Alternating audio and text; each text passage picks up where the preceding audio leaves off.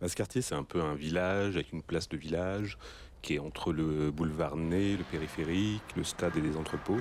Et c'est une toute petite unité comme ça avec un café, une école, une poste et une église. Et des immeubles en face de l'école. Bien sûr que c'est un village. Non, c'est vrai que c'est une blague. Moi, je trouve pas que ce soit une blague. Comme ça a l'air d'une description idyllique, mais en fait, c'est une unité où il y a finalement pas grand-chose et dont la plupart des gens ont beaucoup de mal à sortir. Non, ce quartier, c'est-à-dire que c'est bizarre, ce quartier. Le fait qu'il y ait que du HLM qui nourrisse l'école, là, en tout cas, ça la rend pas possible. Bah, l'autre jour, on était en animation pédagogique au Musée de l'Homme. Il y a une institut qui est venue nous voir pour me dire « Ah ouais, mais moi aussi j'étais là-bas, c'était mon premier poste dans les années 80. Vous avez toujours des impacts de balles dans les fenêtres ?» On est arrivé à 5 nouveaux instituts. Et finalement, ça a été la chance de cette école. C'est-à-dire qu'au lieu de faire tourner dans un turnover un peu pathétique tous les ans, les 2 déprimés qui s'en sortaient plus, peut-être directement changer 5 professeurs, des gens qui ont été mis en difficulté tout de suite, mais peut-être parce qu'ils étaient en difficulté au même moment, on était mis d'emblée sur un pied d'égalité, quoi. On avait des classes difficiles, franchement même très difficiles.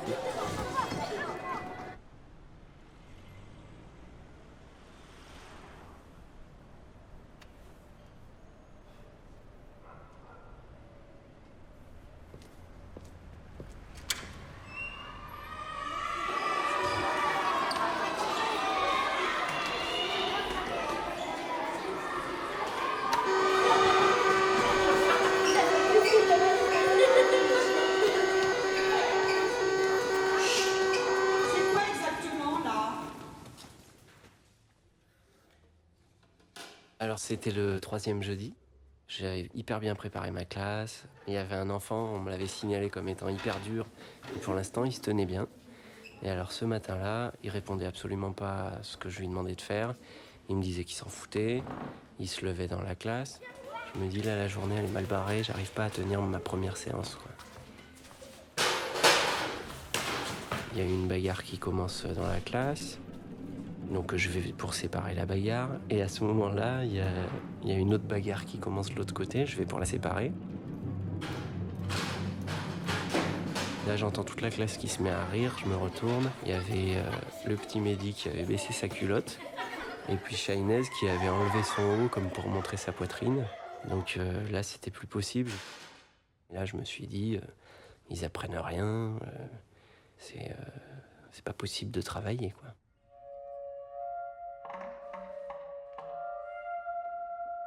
Le soir, je rentre chez moi en me disant que je ne serais pas en mesure de tenir l'année et c'est que je me suis trompé, c'est que je suis pas capable en fait de le faire le travail.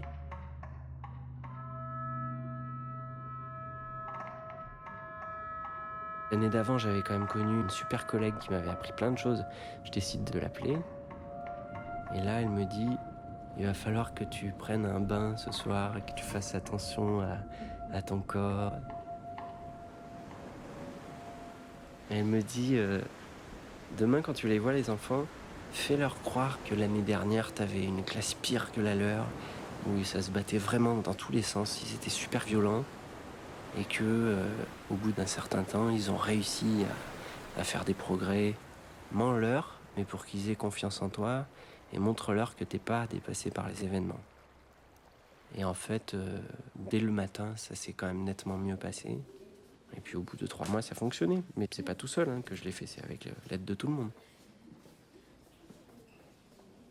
Parce que tous les jours il a la même attitude et tout, et ça marche pas, hein. Tous les jours c'est la même merde, et moi je sais ce que c'est. Non mais c'est vrai. Après, moi, en fait, Et ça ouais, dépend assez vite, je me suis dit que de toute façon, quitte à être sur un poste dur, valait mieux rester quelque part et construire quelque chose plutôt qu'en faire 5 durs à la suite et jamais rien construire. Il y a eu aussi des gamins de la classe qui m'avaient dit, alors que j'étais là depuis un mois ou quelque chose comme ça, mais alors vous allez rester ou pas parce que l'année d'avant, ils avaient eu 3 ou 4 instituts, je crois, dans l'année, quelque chose comme ça. Est-ce que vous savez comment ça s'appelle le centre de la Terre? C'est comme le centre d'une pêche ou d'un abricot. Oui. Le noyau. Le Le noyau. Eh bien, le noyau, c'est une partie extrêmement chaude. Mais pourquoi le noyau il est chaud? Alors, le noyau, il est chaud parce que la Terre, elle s'est formée par plein de météorites, plein de morceaux de cailloux qui étaient dans l'univers qui se sont rentrés les uns dans les autres. Et quand quelque chose se rentre très fort les uns dans les autres, ça chauffe. Par exemple, si tu fais ça avec la main, tu vas sentir que ça chauffe. Vous imaginez la force de cailloux qui arrive de l'univers, ça fait des chaleurs extrêmement fortes. Stop.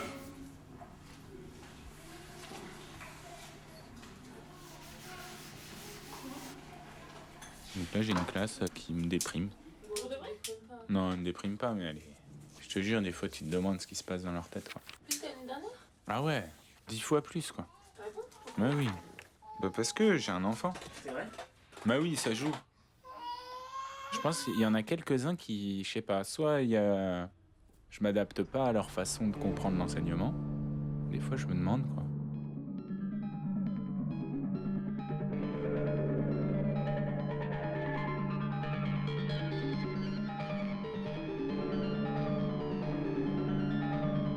Je me dis qu'ils ont d'autres qualités, quoi. Et du coup, voilà, à moi de chercher et m'appuyer dessus. Mais une de leurs qualités, c'est par exemple d'être très joueur.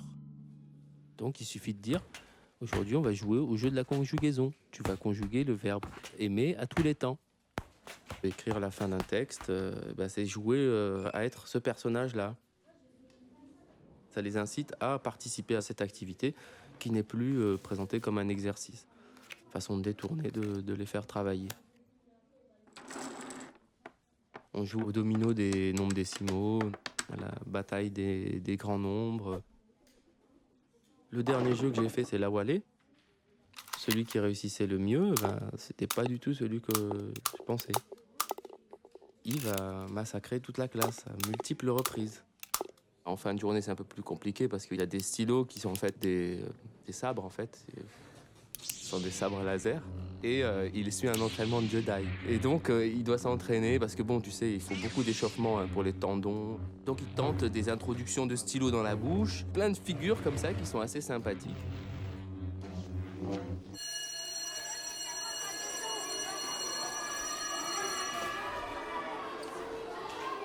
Si je m'investis pas tout le temps dans les escaliers, tout le temps, directement, eux, ils vont partir en vrille.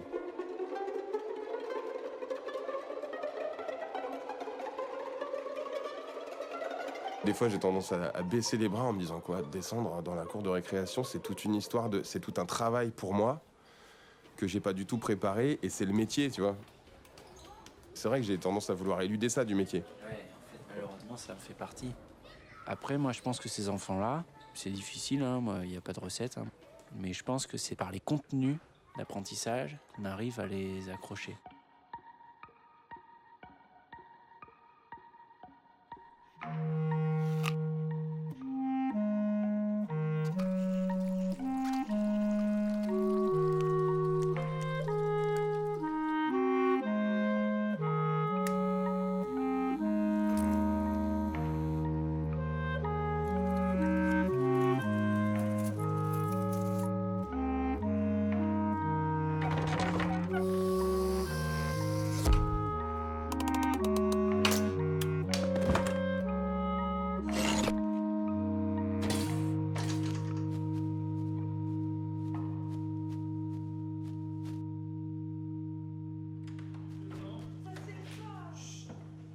Alors, j'ai tous les sujets. Alors, à quelle grande période de l'histoire appartient le XVIIIe siècle, Yann? Les temps modernes. Comment appelle-t-on le XVIIIe siècle? Le siècle des Lumières. Et pourquoi? Et non, je vais écouter Riyad. Parce que À cette époque-là, oui, à cette époque-là, tout le monde avait des idées. tout le monde non, les philosophes. Et ils espéraient éclairer les esprits. Ils voulaient éclairer les esprits pour rendre les gens heureux. Parce qu'ils pensaient que seule la connaissance leur permettra d'être heureux. C'est bon, c'est bon. Range.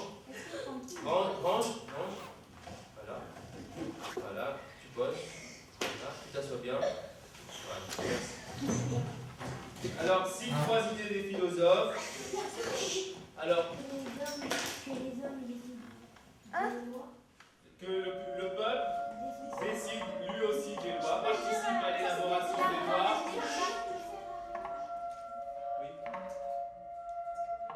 Comment tu veux qu'il soit heureux? Il est en classe, il comprend rien. Il voit qu'il est doublé. Il est doublé complètement. Je veux dire, il sait que dans la vraie violence qui va s'exercer dans la société, il a perdu. Est-ce qu'il le sait ou est-ce que c'est toi qui le sais? Enfin, moi, je pars de... J'ai connu son frère qui était dans ma classe. Et je sais qu'une bonne partie de la violence qui était en lui, elle venait de là. C'est-à-dire qu'il supportait pas des gamins au travail, ça le rendait fou. Des gamins en train d'apprendre, ça le rendait fou. Lui, il savait pas lire, tu vois. Il savait pas lire, il était en CM1, bon, ça le rendait fou de voir des gamins au travail.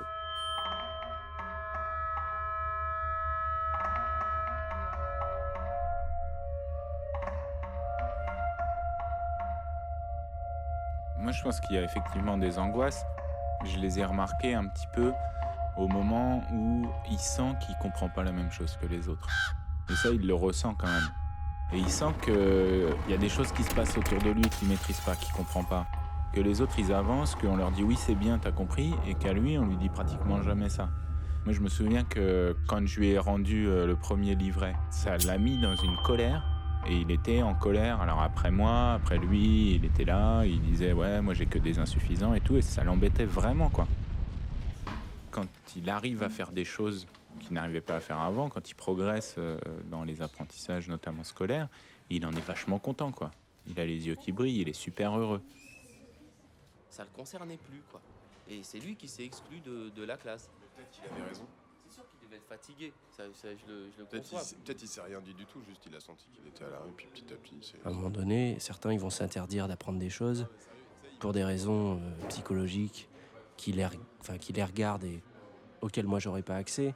Mais en tout cas, c'est pas forcément une histoire de capacité ou d'intelligence. Il y en a plein qui vont à un moment donné complètement décrocher alors qu'ils auraient les capacités intellectuelles pour poursuivre. Donc où est-ce que ça se passe à un moment donné? Bon ben moi je le sais pas ça.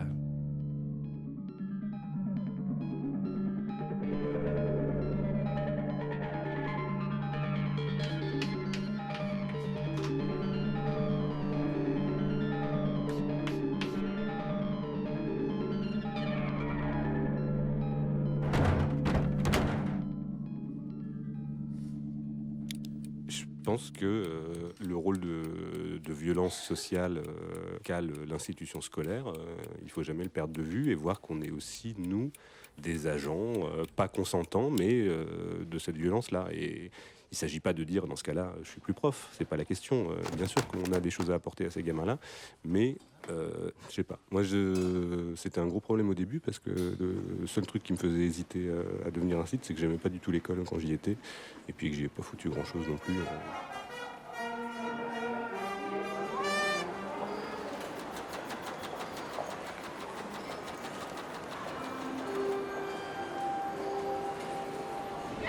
Tu vois les habitations? Ça, c'est des habitations de banlieue. Ça s'appelle des grands ensembles. Alors, il y a des grands ensembles comme ça, et puis il y a des petits ensembles comme ça, des petites maisons individuelles. Ça, c'est de l'habitat collectif. Et l'autre, c'est de l'habitat individuel. Exactement. Mesdames et messieurs, vous êtes en train de regarder un champ éblouissant. Il est vraiment très beau. Venez dans ce champ incroyable. Là, c'est beau, là, il y a des bandes fortes et douces. Monsieur, venez voir, il y a une bande forte et douce. Regardez, on voit ce champ, il est trop beau. Il est bien remué, il est trop génial.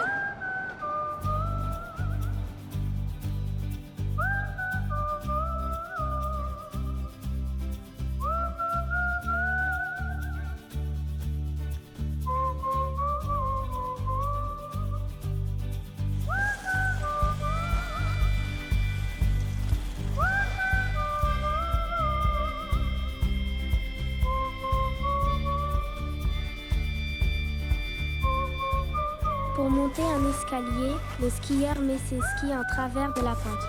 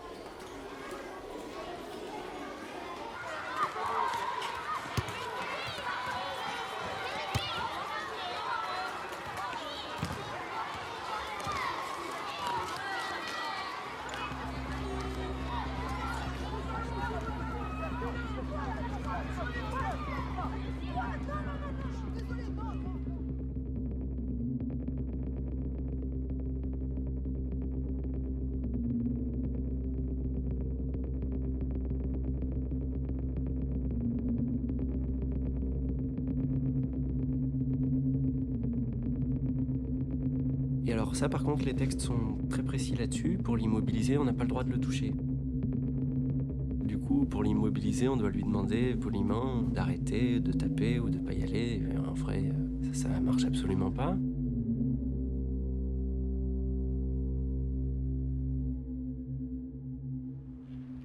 Alors ça, c'est vraiment des exceptions, hein. C'est vraiment des enfants qui ont des tels problèmes que ça ressort partout où ils vont. Donc ça ressort à l'école. Mais en même temps, il est pris dans une espèce d'histoire familiale. Peut-être au niveau des parents et tout ça, ça vient un petit peu de ça, mais il y a beaucoup aussi du poids qu'ont ses frères dans le quartier, ses grands frères, je parle, qui sont plutôt des caïds, on va dire, pour aller vite, pour pas... Voilà. Et il n'arrive pas trop à se défaire de ça, c'est-à-dire que même en classe de neige, par exemple, où il est dans un cadre où il n'a pas besoin de se mettre dans cette posture, il y a des moments, j'avais l'impression qu'il se réveillait en disant « Putain, je suis quand même au marre, il faut que je mette une mandale à quelqu'un, il faut que je terrorise l'un ou l'autre. »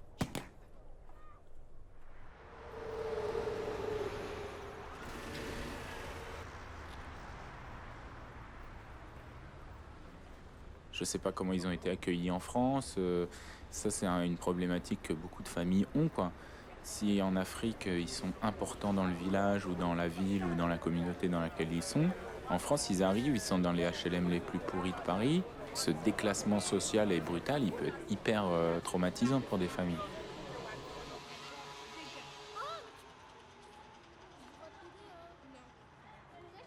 Il y a des fois où des gamins peuvent avoir envie d'avoir une espèce de... je sais pas comment dire, de regard vierge sur eux qui ne prendrait pas en compte le fait forcément qu'ils aient un parent alcoolique ou qu'ils aient un parent en tôle ou qu'ils aient je ne sais quoi. Alors pour nous, c'est important de savoir des détails comme ça parce que ça nous permet de prendre en compte une réalité que vit l'enfant et qui parfois l'empêche un peu d'être un élève. Et je pense que des fois, ce barrage-là, il faut le respecter, il est tout à fait légitime.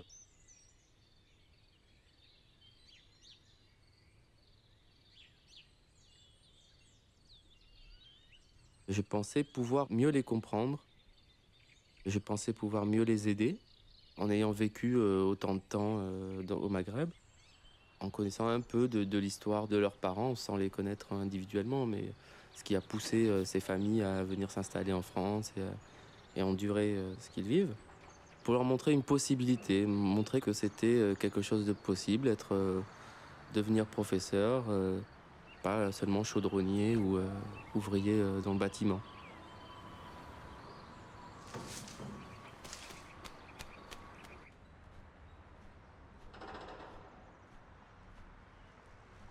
Je pense clairement que l'idée que je me faisais de l'enfance, là, elle a du plomb dans l'aile, quoi. Moi, au début, tu vois, par exemple, j'étais content de dire que j'étais pas du tout impliqué affectivement par rapport à ma classe. Et maintenant, je me rends compte que année après année, je suis tellement affecté affectivement justement par rapport à ma classe que tout ce que j'avais de bien au début, je perds. Par exemple, je crois plus du tout à tout ce qui peut être différencié.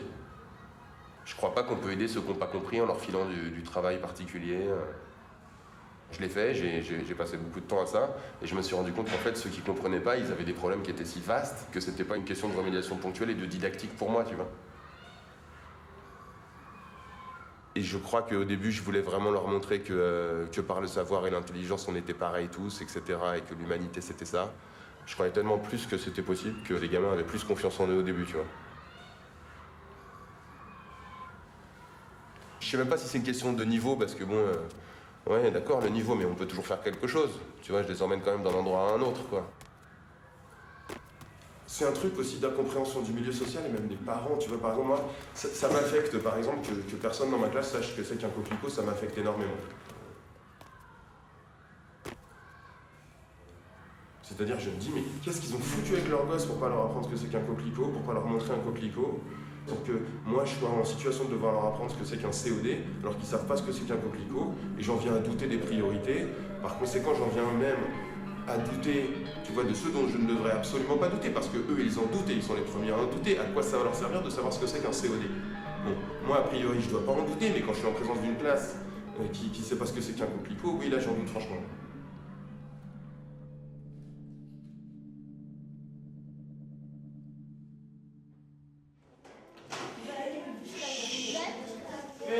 vous êtes en train de retarder votre heure de sortie. À un moment donné, je dois te laisser sortir de l'école. Hein?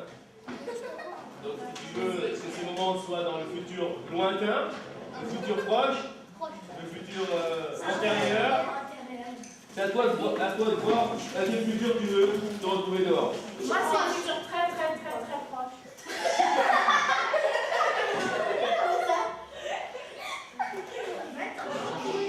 Donc il faut expliquer que nous avons chaque soir un petit rituel de thérapie par le rire pour évacuer toute la pression qui est accumulée pendant la journée, l'après-midi.